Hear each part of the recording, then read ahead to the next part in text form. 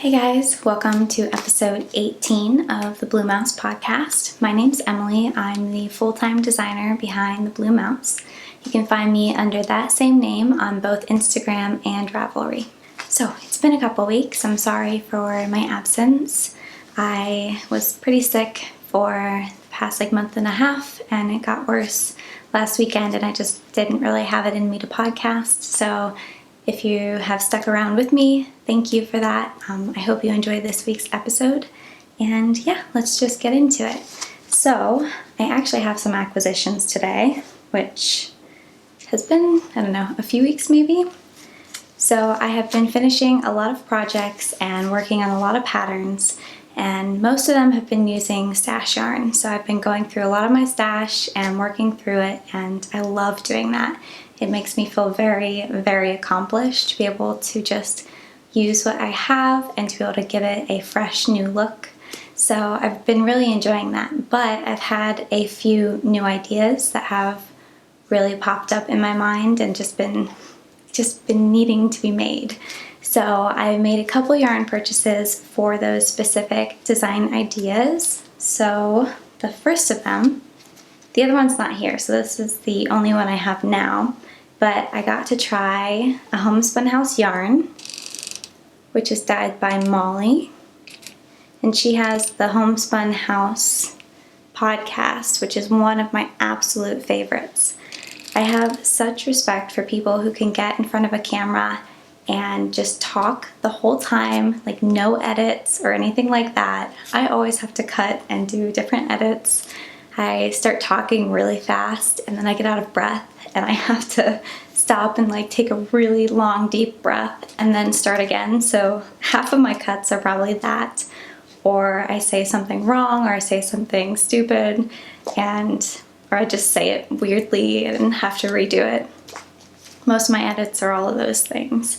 So I have great respect for people who don't do very many cuts, and I'm going to try and work harder to have less editing and have less cuts, because one, it's less work for me, and I think it might be a little bit more enjoyable for you guys to watch if it's a little bit more of a better flow, I guess. So that's my goal this year, is to try and get better at podcasting so I don't have to do so many cuts or so many edits.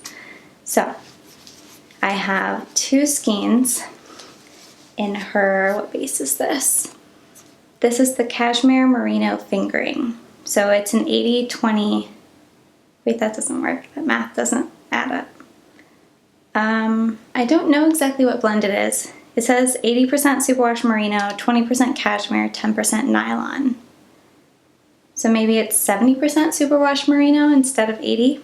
I'll look that up and I'll put it in the show notes. But it is a fingering weight with 407 yards per 100 grams. And this is the Blackberry Jam colorway. So I got two skeins of that, and then I got two skeins of her mohair in the same color. So this mohair is kid silk mohair, 70% kid mohair and 30% silk. And it has 492 yards per 50 grams. And it says 520 meters. I thought meters was always lower. I thought you added 10% of the meterage to get the yardage. So 520 meters would be more like 570 yards. I could be wrong. I'll double check that and put that in the show notes as well. But this is the Blackberry Jam colorway on two different bases, and I am so excited. So here is just the mohair for you. I've had this idea for a very loose knitted wrap with mohair for a few weeks, but it really just started to bubble up, and I just felt the need to make it in the past week and a half. And I saw on Molly's podcast, she showed this color, and I was immediately sold. I was like, that's the color I'm going to make in this. I'm going to immediately go buy it. So that's what I did, and it got here really fast, and I'm using some restraint to not start swatching with this so far. But I want to get what I have like on my needles or currently needing some math fixing for patterns. I want to get all of that done, and then my reward at the beginning of the week will be to start swatching.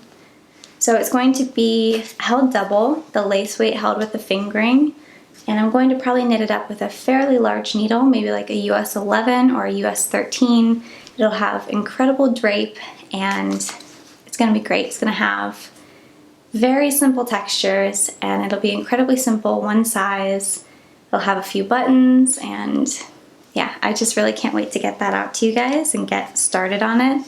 This yarn is just, it needs to be knit up. I love the color so much.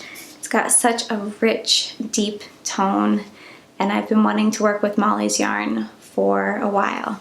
And I'm so happy that she has moved closer. She now lives in the US, I think in like Wisconsin or something around there.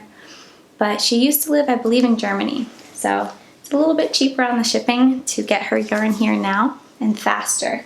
I mean, this got here in like a day or two. So yeah, that's all the acquisitions I had.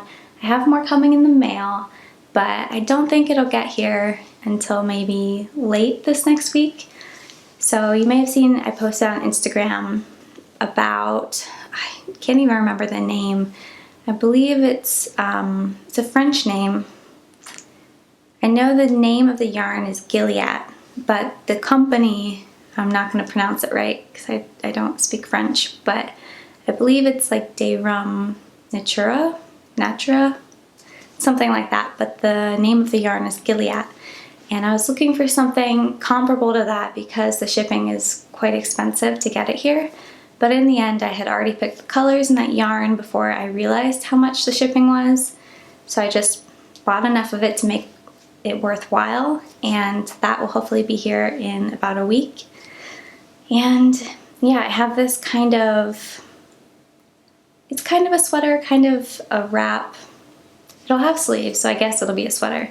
But I have an exciting pattern idea for that yarn, and it should be here in a week, and I can get started. So if I get all of my just the horrible math that is piling up that I have to do for these other patterns, if I get that done this weekend or early next week, then I can start on fresh ideas, and I can't wait. So yeah, those are all the acquisitions that I have, and I have a couple of whips as well. First whip is a gift for a couple of friends of ours. So it's a baby blanket, and I talked about it probably a couple weeks ago, but I've officially started it. And I'm probably about a third of the way done, and I'm not fully sure how big the blanket's gonna be yet, but here's what I have so far. So it's a corner to corner blanket.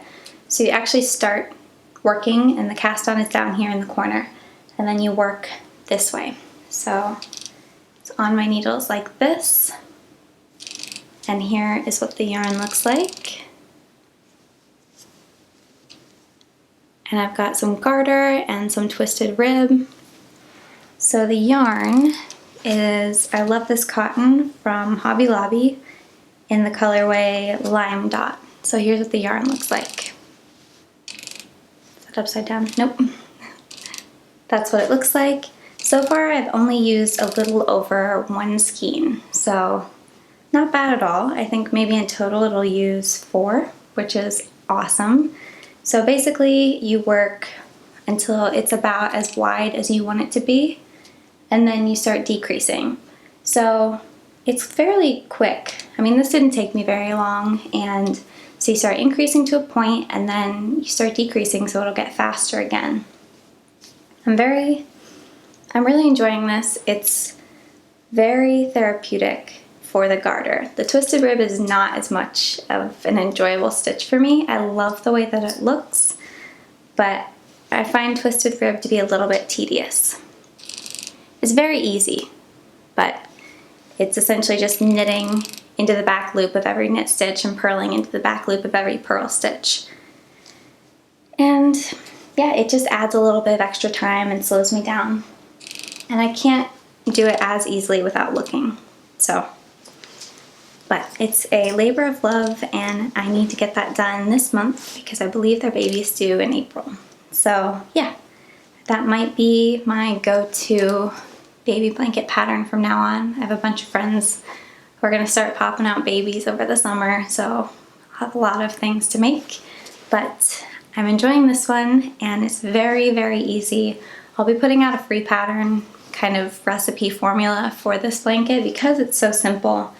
I'm just going to give it out for free. I'm not going to have it test knit. Probably tech edited, but not test knit.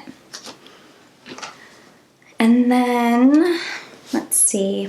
The other thing I have is also a baby knit for that same couple. So I wanted to make them a baby sweater, even though they're having the baby in April and it will probably be too warm to wear it for more than maybe a month. So what I did is I just made the 1-year-old size so that they can have the baby be able to wear it all the way up until like next spring. So they can just kind of tuck it away until the weather gets cold again. And to me that seemed a good way to use this stash yarn and to give them a nice gift that will hopefully last them a little while. So this is I believe it's the Itty Bitty Lovely Sweater or Dainty Sweater. I'll put it in the show notes, but it's by Mason Dean, and Gabby designed this really adorable baby sweater. I've had my eye on it, and it's actually been in my library for quite a few months, but I needed an occasion to make it, and now I have one. So it's hard to see because it's all scrunched up on 16-inch circulars, but here's what the yarn looks like. It is a one-of-a-kind from Hello Stella in her sock base.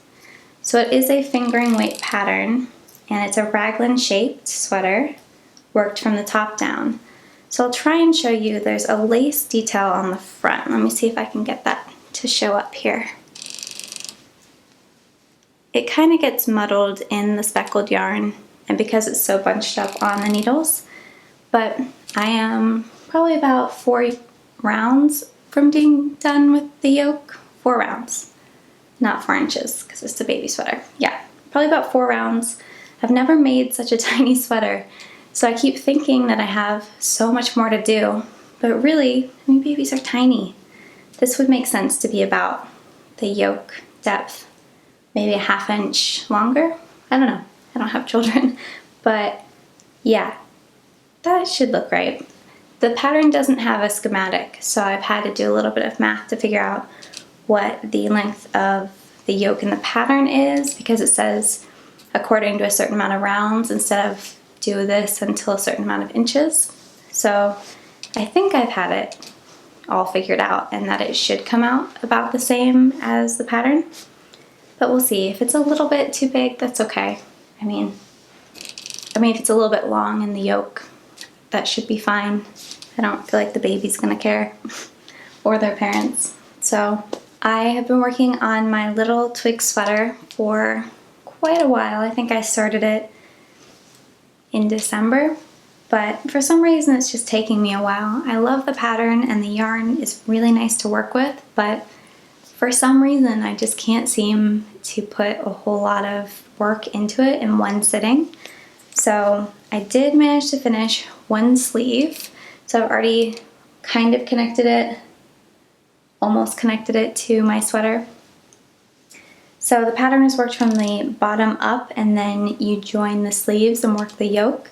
So I didn't work them 2 at a time, so I still have one more sleeve to work, and then it'll just be the yoke, and that shouldn't take very long. I say that knowing that I probably won't finish it before like the end of May, maybe June, but that's kind of the beauty of it for me, at least, is that it doesn't really matter. I'm going to be knitting sweaters year-round because then I'll have a stack of them to wear when the weather does get cold again. I just enjoy knitting them so much that for me, knitting them in the summer is still a joy. And here at least we've got, AC, so I can sit inside and still be fairly cool and knit in the summer. So yeah, hopefully it'll be done before the weather gets too hot and before our trip, but there's no huge rush. I'm enjoying the way that it looks, and I think it'll be super cozy. It feels a lot like just a really comfy sweatshirt, and those are my favorite kinds of sweaters. So I'm excited to have that done and to be able to wear it whenever that is this year. But those are just my 3 whips. I finished quite a lot this week, or in the past 2 weeks, I guess.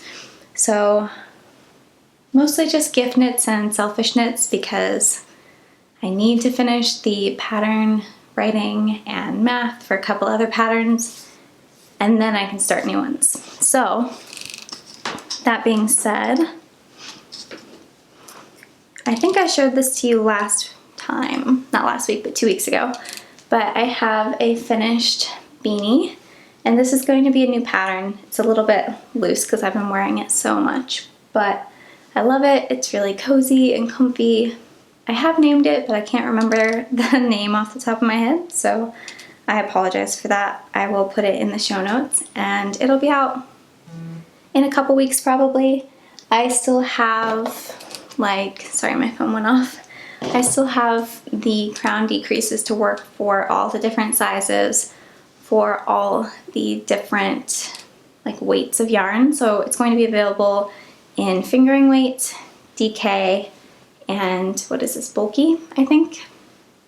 So it'll be kind of buy one, get the other 2 free. So there'll be different listings, but there'll be a coupon code for you so that you can get all 3 patterns for the price of 1. So here is my DK weight version. And I love the way that it looks. The crown decreases came out really well. Yeah, I love this color. I think it's the color Pine, and it's in the Rockies DK from Alley of Explorer Knits and Fibers, who I'm a huge fan of. So here, I'll show it to you on.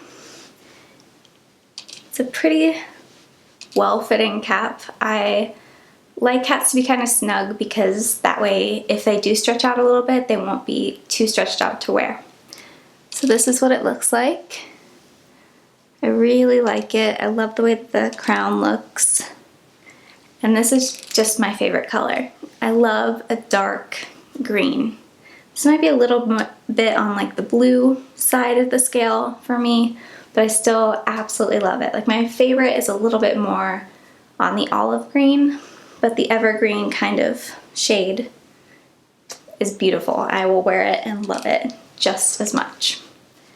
So then I made one in, I believe it's bulky. And this one I made fitted because I think I'm gonna add a pom-pom and then gift it to a friend of mine. And sometimes I like them to have folded brims, and sometimes I just want them to fit really well. So that's what I did with this one. It's just very fitted. Yeah, so these 2 I made in the past week. Very fast, very fun, mindless knitting. Just 2x2 rib, turn your brain off until you get to the crown decreases. And especially with the bulky version, there's not very many rows of decreases. So you don't have a whole lot to worry about, which is nice. So I just have to do the math for all the crown decreases and then get them off to testers. I don't think it'll probably be out until maybe late March, probably late March, yeah. But I don't really feel like it matters. Because to me, I'm gonna be knitting things like this year round. And here, it doesn't get hot, or at least last year, it didn't get hot until mid-June. So in the evenings, you could wear this. In the house, you could wear these. We're going on a trip and we'll be in the mountains, so I can wear them in May. I don't know. It's always something that will be nice to have around. They're perfect gifts.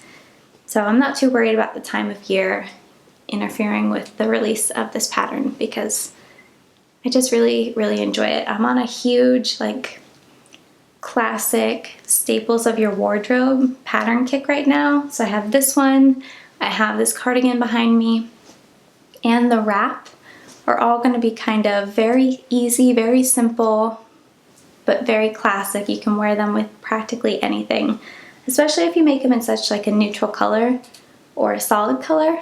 They'll go with everything. I have a harder time pairing the purple with things in my wardrobe, but the green goes with everything. So yeah, I'm excited for that. Not looking forward to all the math that I still have to do, but I'm nearly there. It's just more of a pain to have to figure out all the different stitch counts and the decreases for each size, because I think I'm gonna have probably about 4, maybe 5 sizes for every yarn weight. So that's what, like 12 to 15 different math crown decreases to figure out, which I'm not looking forward to. But I think the only thing I have left to show you is my new cardigan. So see if I can. This is what it looks like. It's very hard to show you, but here's the fabric. I'll try and put it on for you guys.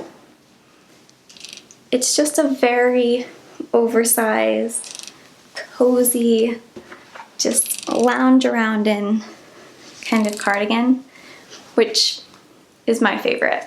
I love things that are oversized and just cozy. I want to kind of lose myself in them. So here's what it looks like. I forgot to apparently weave in one end. I got all the rest, but forgot that one. So here's what it looks like. You've got some raglan increases, and there's a garter band there that you work the whole time, and that's on both sides. Yeah, so I made a very oversized version. I think this one maybe has like 14 inches of positive ease. I wouldn't probably make this size again, but I will wear this one all the time. As soon as I get pictures of it after it's been blocked, I'm gonna live in this until it gets too hot to do so. So yeah, very kind of wide sleeves, which is what I wanted. I wanted it to kind of not hug your wrist at all. So it hasn't been blocked, but it will probably stretch out a little bit here.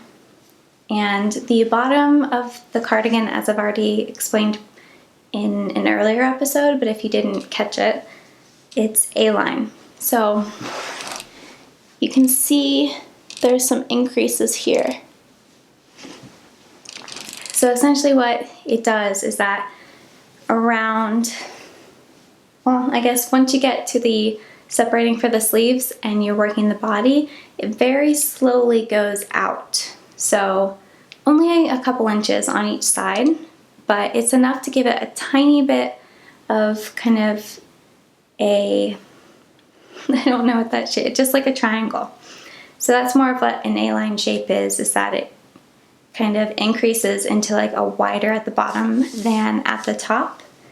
And it just makes for a very cozy shape and something that you can definitely just bundle up in. So I'm gonna try and get photos of it this weekend so that I can wear it because I love it. So yeah, this will be out who knows when. It took me so long to knit. Granted, I did make a very oversized version and I'm not a big fan of purling. So I made it very long too. It goes probably about a few inches from my knee. So it's very, very long. And yeah, I would make a second one and make it a little bit shorter. I think that would also be very comfortable, but less work. So I'm gonna give my testers the option to knit the bottom of it, like the body, as long as they want to, or as short as they want to. And the sleeves, you could definitely add some more shaping. I added a little bit of shaping, but not a whole lot because I wanted it to be pretty shapeless. And I know a lot of people don't like that style, but I do. It's definitely my kind of vibe. I like to just be able to totally bundle up in it, and I care more about comfort than I do about how flattering it is sometimes. But in this kind of case, because I find it so comfortable that I don't really care if I get lost in it. But if you wanted something different, you could totally decrease a lot faster on the sleeves and have fitted sleeves instead of the loose ones that I have. Totally my preference. You can make the pattern your own or just follow it for the simple construction. I know people do that a lot with the like no frills sweater where they just want basic sweater like that. This is a little bit more involved than that. I think, I don't know how that pattern works, the cardigan one at least, but the band is different and the sleeves are fitted. So I don't know, this is my kind of just go-to cardigan from now on. It's so warm. I love it. It'll be amazing for the next month and probably take it on my trip, and then it'll just be great again once the weather starts to turn in maybe October. So yeah, I hope you guys are as excited about this as I am. I know a few of you were looking forward to testing it, so this is on the docket for doing some math. I have to probably get that done. I don't know that I will have time this weekend, so probably Monday and Tuesday, but then there'll be a testing call. So yeah, anyway, I think I've already talked about the yarn before. It'll be in the show notes, but it is Madeline Tosh Prairie, which is a lace weight. And I think the color is Geyser Pools or Glacier Pools. And then I'm using Knit Picks Mohair, which is their Loft brand, in the color Oat. So I used less than 2 skeins of the Prairie and maybe less than 6 skeins of the mohair. So it's fairly affordable, at least the mohair is. I think it's maybe $5 to $6 per ball. So compared to a lot of other mohair, you get the amount you need for this sweater for about the cost of 1 skein of more expensive mohair. So if you were to get like the Kid Silk Haze, the one that the Espoz Tricot's girls always use. I can't remember, but it's the really nice kind that is very expensive. So this is definitely a more affordable version and very cozy. I mean, I'm fairly sensitive to wool, but it's mohair and it's so soft. No discomfort whatsoever. So yeah, other than that, that is all the main knitting content. I'm going to make a separate video about a new pattern that is coming out this weekend or maybe early this week. I still have a couple things to do on it before it's ready to be released, but yeah, it's the red one up here that I showed you on the last episode. But yeah, again, I'll make a separate video on it so that you can get all the details before the pattern is released. Other than that, that's all the knitting content that I have for you guys this week. I'm going to talk a little bit about my life if you're interested. If you're just here for the knitting, no problem. I hope to see you guys in the next episode. But for the rest of you, thank you so much for all the well wishes over the past couple weeks. I do feel a little bit better. It's been quite an exhausting few weeks. I think I've been sick for going on 6 weeks now, and finally starting to get some relief, and the medicine is starting to work. So yes, it's definitely something to be grateful for. I cannot wait to feel normal again. I can't imagine people who go longer than that with having like prolonged pain. Like 6 weeks of kind of constant pain was starting to drive me insane. I mean, it was really taking a toll on me mentally, and I was really weighed down by it. So it's definitely a weight off my shoulders to start to notice a little bit of a change and start feeling better. And it seems like next week I'll be back to normal. So here's hoping. But other than that, today I did so much work for taxes last night and today because I thought our tax meeting was this afternoon. It's not, it's next week. But now it's all done, and so that's a relief. So after this, I'm gonna go answer some tester emails and fix some math problems on some patterns and maybe work on the crown decreases for those hats, and then it'll be date night. But yeah, lots of work to do that I'm very excited about. And I also have to look up some Airbnbs for our upcoming trip. I'm so excited. Both of our passports came in and the photos worked, and we're good. We're all set. So very exciting. I was a little worried that they were going to reject our photos because we took them at home, and I've never done that before. We always used to have to go to like a CVS or something and pay to have our photos taken, but we just did them here against one of these white walls and it worked. So that's good to know. And it's done and nothing to worry about. Our thank you cards are shipped, so we're just checking off a lot of adult responsibility boxes. Yeah, the house has kind of gone to disarray while I've been sick, so tomorrow will definitely be a big cleaning day and also more pattern work. But yeah, come Sunday is one of my closest friends' bridal showers, so that'll be fun. And then we afterwards are having dinner with Johnny's family, and we'll be working out the rest of our travel plans, which is only about 2 months away, which is going to go by so fast. I can't believe how fast the past 3 months have gone. I can only imagine what the next 2 will bring, but yeah, should be awesome. I am extremely excited. It'll be fun to take a look at the Airbnbs that we can rent, and yeah, that kind of makes it more real in my view. So yeah, there's not a whole lot else other than that. Just fairly starting to go back to normal. I am going to start trying to sew. So I don't know if you saw my Instagram story the other day, but I want to try and sew I believe it's called the Metamorphic dress by Sew Liberated. And yeah, I'm not a sewist, as you could tell if you watched the video about that, but my mom wanted to start sewing some clothes, so I've heard this pattern is very easy, and I want some kind of very classic staple things that I can wear with a lot of different like tops or pieces over the summer and just throughout the year. So I keep seeing Andrea Mowry post photos wearing that dress, and it really makes me want to make it. So I'm going to try that, and I believe she has a pair of pants that she has a pattern for that I would like to try as well.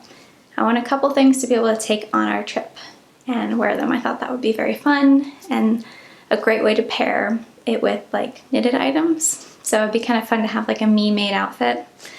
I didn't really used to understand the draw for that, but recently I've been very interested in learning how to do that.